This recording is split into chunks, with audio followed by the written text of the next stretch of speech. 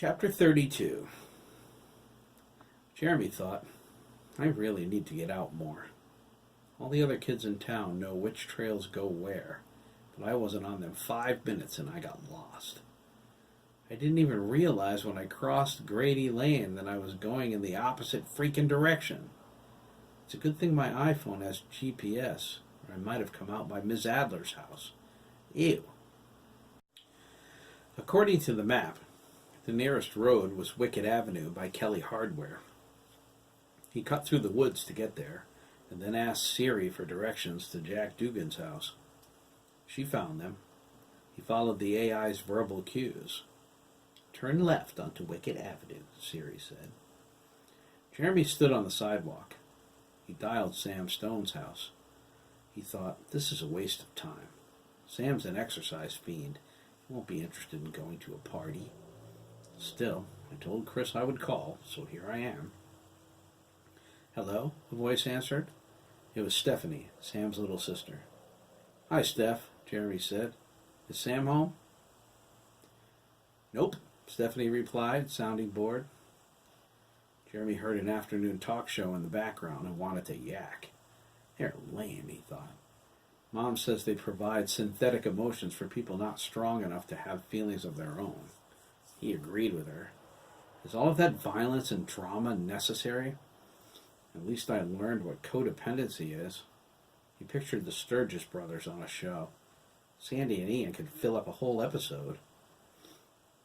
Sam went to camp, Stephanie said. He won't be back until July. What? Jeremy asked. Since when does Sam go to camp?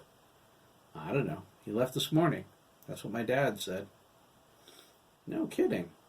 Well, at least I know why he wasn't in school today. Tell him to call my brother when he gets back, okay? Okay, I have to go. My soap is coming on. Man, Jeremy thought, they corrupt them young. He ended the call. Oh well, it's not like we hang around Sam that much anyway. His jogging and health consciousness crap wear pretty thin after a while. This is my first time partying too. I don't want Sam lecturing me about drinking and my health all night. I want to have a good time. Chris, Matt, and everybody else enjoys it, so why shouldn't I? Jeremy dialed Keith Kerouac's house next. He picked up with the first ring. Hello? Keith whispered. Even with his hushed tones, Jeremy recognized his high voice. It was funny it hadn't changed yet. Keith? It's Jeremy. McKee? Keith whispered. Dude, what's up? How's Chris? He's fine, Jeremy replied. He asked me to call you. Why are you whispering? He asked you to call me? Keith replied, sounding surprised. He shushed himself. Jeez, I have to whisper. My parents are insanely pissed at me.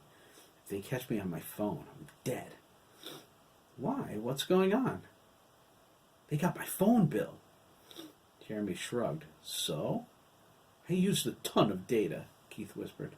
I went way over my allotment, and they grounded me to death. I'm stuck here till I pay them. How much? $200, Keith whined. He shushed himself again and whispered, but forget that. Chris asked you to call me? Why didn't he call me himself?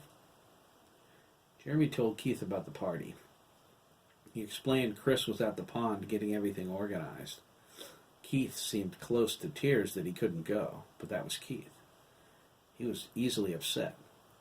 Jeremy remembered him crying in the hall last year because he couldn't find his pencil for math class. This sucks, Keith moaned. Chris wanted me to come. You bet. Well, tell him why I can't, okay? Keith asked. And tell him to message me on social media. Make sure he understands. I'd come if I could, but my parents are stupid. Do you think he'll message me? God, Kerouac, Jeremy cried. Marry him already. He'll message you, don't worry. Keith Richards Kerouac! A woman's voice hollered. Get off that phone! Gotta go, Keith cried. Tell him, okay? Bye! And he hung up. Jeremy thought, holy hyperactivity, Batman. He sighed. Another kid who should be my friend who likes Chris better. What is it anyway? I use Scope. I wear deodorant. He remembered how well Chris and Keith got along during Boy Scouts. Jeremy should have known it was only a matter of time before he resurfaced. Chris had his picture on his Mr. Hotshit bulletin board, along with the rest of his friends. Hard to believe Keith is such a pothead. "Jeremy!" Arthur Kelly called. He waved from the entrance to his store, but continued walking toward his Lexus. "Hi, Mr. Kelly," Jeremy called back. Arthur was a friend of his father's. Thomas was the star pitcher for E.O. Smith High School's baseball team when he was a senior, and Arthur was 11, before Lancaster had their own high school. Thomas joked that he thought Arthur had a crush on him back then because he came to every game, even the away ones, and followed him around like a lost puppy. He got permission to ride on the team bus by volunteering to be the water boy. It lasted until Thomas graduated and left for Harvard. 4 years later, he came home with Jeremy's mother, who was 2 months pregnant with Chris when they tied the knot. Thomas and Arthur chatted up a storm every time the McKees came into the hardware store.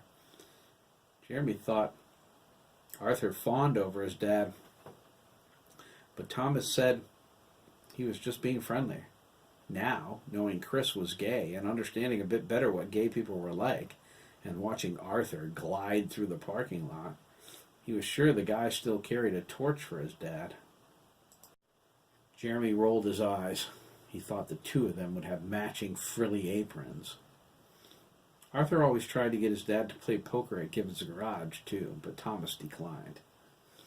Well, he wasn't much of a gambler. That would be my mom. Dad swears she can count cards. "Where are you going?" Arthur asked. He sashayed as he walked. Jeremy pointed toward the garage. He thought, God, please don't let Chris become this bad of a flamer, okay? Please. Arthur told him to wait a second. He was going that way and would give him a ride. Good fortune smiles on the weary, Jeremy thought. He crossed Wicked Avenue to Arthur's Lexus. Poker night? He asked, climbing in the front. You bet, Arthur replied, starting the car. He backed up and then pulled out onto Wicked Avenue. How are things at home? Good. Chris is working a lot, though. With Hiram? Arthur asked. He was fidgety all of a sudden. Jeremy nodded. Where are you off to? Arthur asked, changing the subject. We're camping out tonight with the guys, Jeremy replied. He noticed Hiram's pickup truck, parked at the garage. I'm meeting Craig Dougan. Arthur pulled into a parking spot on the Gator Road side of the garage and shut off the motor. He offered to buy Jeremy a soda from Lyle's machine, but Jeremy declined. He had the $1 from Chris, but he was saving it. Jeremy didn't have a job, so he had to scrounge cash wherever he could. He wasn't thirsty anyway. He thanked Arthur for the ride. He was about to continue to Craig's house when Hiram appeared. Have fun camping out, Arthur said. Camping? Hiram asked, his heart skipping a beat. Jeremy and his friends are camping out tonight, Arthur said. Hiram's palms began to sweat. Later, Jeremy said, nodding to the farmer as he walked away. Hiram stared at him hungrily. So worthy, he thought. Arthur said, Jeremy told me his brother works a lot of hours for you.